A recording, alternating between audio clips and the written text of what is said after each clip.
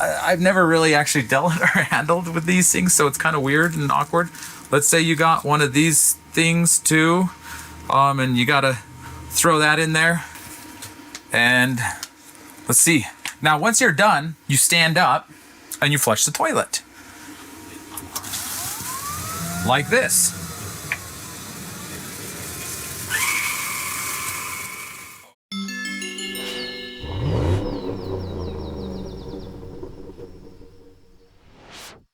David here, back with another mod video today. We are here with a MDC 16 Island, the anniversary edition. And this is a unit we haven't really looked at before. Today's video is gonna be a little bit different because we're gonna take a look at 3 mods we've actually done on other units before and that we've already done videos of, which you can see the links to those down below. But today we're gonna be looking at them on the 16 because we've never done them on this unit before. So let's jump on into it. The first thing we're gonna look at is the leveling jacks. Now, if you've been following along with this series, this is something, one of the original videos that we did to start the series, but these are upgraded jacks to essentially get rid of the stock jacks, which are just for leveling. These are actually weight bearing. So just to show those again, it locks in the different positions, but you're primarily gonna use them all the way down. Then you have your attachment, which they do come with a drill attachment. So it makes it super easy for leveling when you get to your campsite, and you don't have to really break out all the blocks and get the level out as much to try to figure it out, which is really nice if you've been driving for a while and you get to camp kind of late. So one thing that is different on the 16 that we didn't know at the time of filming the last video is for the 16s, for both the Island and the East-West, along with the 17, we do actually have to adjust the rock guards a little bit. Just because where the gears are at is such a large box compared to the stock ones. When you go to swivel these up, it was actually hitting the rock guards before it could lock into place. So that's just something we figured out as we've installed them on the rest of the MDC lineup. So that's just one thing we do here, but it's still sturdy. It's still, you know, not going anywhere. We re-drill into the frame, so it's just as sturdy as it was before. But now you can have this awesome addition. Okay, stand on it. Stand on it. Leave it. Okay. Let's see. I'll help you out. All right. There we go. I'm just around 200 pounds, so yeah, at the very least, you know, it's still, you know, you're not gonna have weight on it normally, you're just gonna have weight hitting it. If you are going off-road, I mean, it's there to protect the body of the trailer. So let's go on and we'll move on to number 2. We made it our way into the inside. We're looking at just below the kitchen area here with your indoor kitchen sink and stove. We're just gonna come right in here and show you the winterizing valves. So this is another one of our early videos. We looked at it on a 17, MDC 17 family and an MDC 15. But essentially here we have our water heater. We installed this valve here, which this is what goes into your RV antifreeze to be able to quickly draw it through. So that way you're not trying to fill your fresh water tank with 5-10 gallons of RV antifreeze, running it through your system, wearing down your pump, etc. You're only gonna need a couple gallons of antifreeze for a unit this size, and this allows it to be able to do it more easily. And just by switching the knob there, putting it in the RV antifreeze, keeping the pump on, and then running it through your lines. The other part of this mod is a water heater bypass.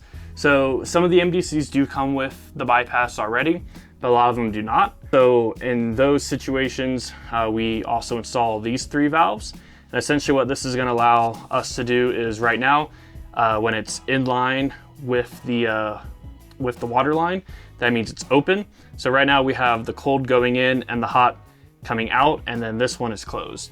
But when you go to winterize, you're gonna wanna close both of these, which is essentially gonna shut off all water from going to the hot water heater. And then you're gonna open this one, which is gonna allow it to keep going through your lines without ever entering the water heater. So you also do have to drain the water heater as well when you go to do this process, but you'll do that after you close it off and prevent the RV antifreeze from going inside of it. So like I said, Some MDCs have it where we would only install this valve, but a lot of them, the ones that don't, we would be doing both of these to allow for that easier winterization process. So we've done this on a lot of MDCs lineup, including the 15, the 17 family, and here on the 16 Island. So it's just one of those things that will help if you are in a colder climate, be able to winterize your trailer easier for whether you're storing it or cold camping, etc. So we have one more for you today, so let's move on to that. Okay, so we're still in the 16 Island. We worked our way into the bathroom. These bathrooms are identical on the Island and the East-West, so no matter which floor plan you get, this is something you'll be able to do. As you can see, it's not the cassette toilet that comes stock with these units. It's actually going to be the Lavio dry flush. So the video we've done before was actually in a PAWS 16.4, so a lot different now doing on an MDC because all of MDCs line up for those that have a toilet, they're all cassettes.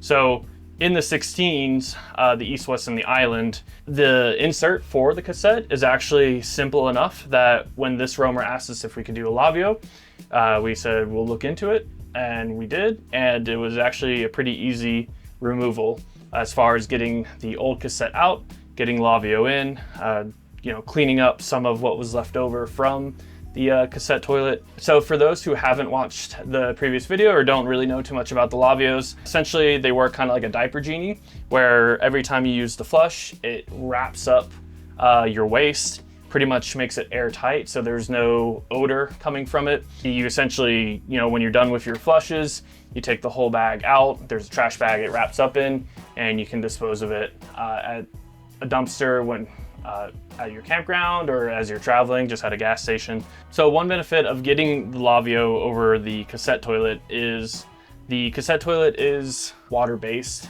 In total, it fits about 6 to 7 gallons of waste, but that's also the water using to flush the toilet. So in total, you're maybe looking at about 4 gallons of waste when it's full. So because of that, you're gonna be emptying that more often. While the convenience of being able to just take it out, not have to deal with black lines is fantastic, you still have to find a dump station or a pit toilet, something like that. And if you're emptying it every couple of days, that can be kind of inconvenient. So with the Lavio, because of the inserts that you have, it extends how often you need to replace the bags.